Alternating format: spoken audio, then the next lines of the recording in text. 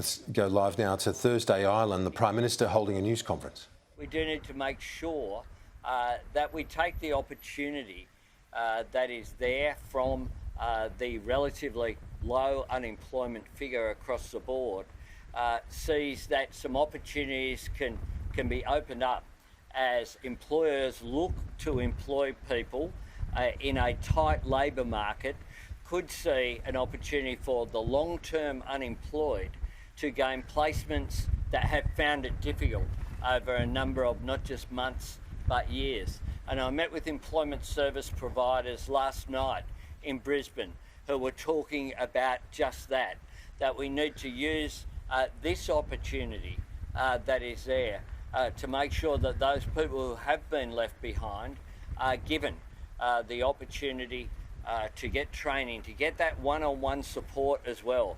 I think in employment services, there was a bit of change in the structures towards counting, so that what mattered was how many appointments that had been made, how many appointments and phone calls had been made or turned up to, rather than that one-on-one support that can often make a difference to getting the long-term unemployed into employment.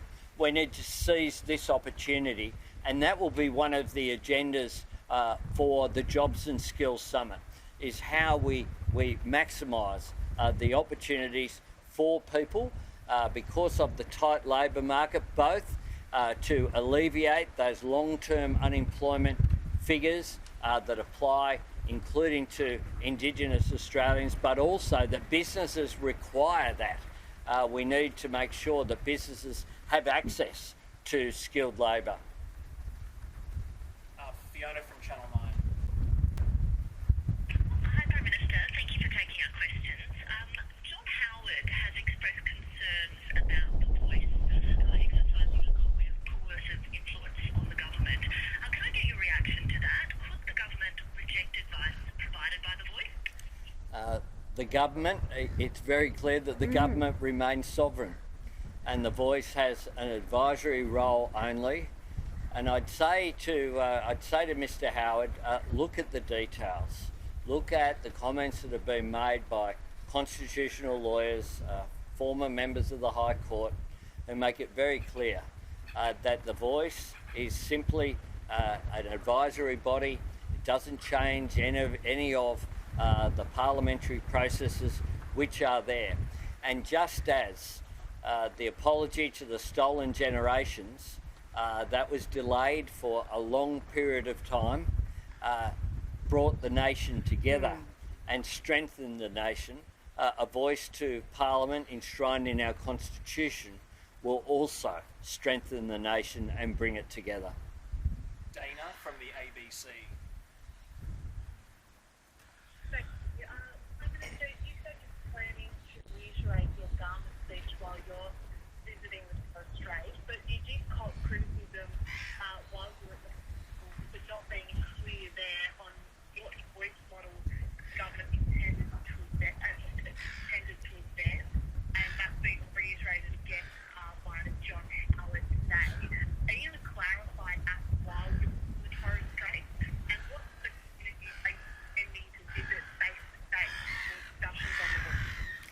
Well, I don't agree with that assessment, and I don't think that was overwhelmingly the assessment of people who were at Garma. No. With respect to John Howard, he wasn't at Garma, and with respect to John Howard, I don't think that overwhelmingly that I would regard his government as a model for how to advance reconciliation in this country. What we need to do is to actually listen to people. I don't want this to be a top-down thing. This isn't my proposal or my structure.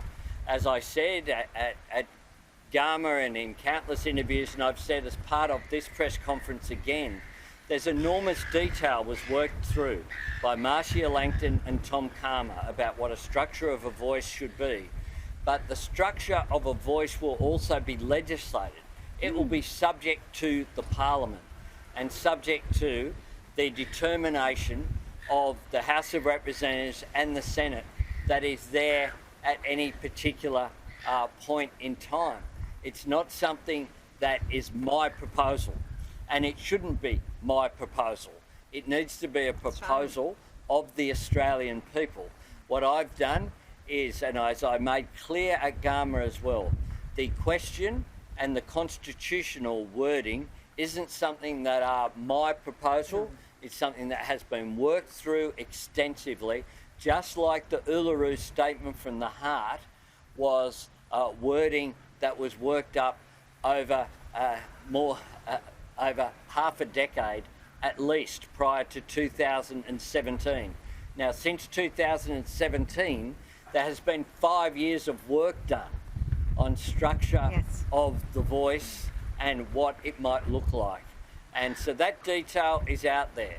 But it doesn't change the fact that it's a very simple question which could be asked that I have put forward as a proposition on the table for people to consider, which is, should the Australian Constitution be amended to provide for an Aboriginal and Torres Strait Islander voice to Parliament, and then a recognition of Aboriginal and Torres Strait Islander people as Australia's first people, and in recognising that, 3 points that make it clear that the Parliament is not impacted, or any of the powers of the Parliament are not impacted, by having an advisory body which could consult Aboriginal and Torres Strait Islander people on issues that affect them.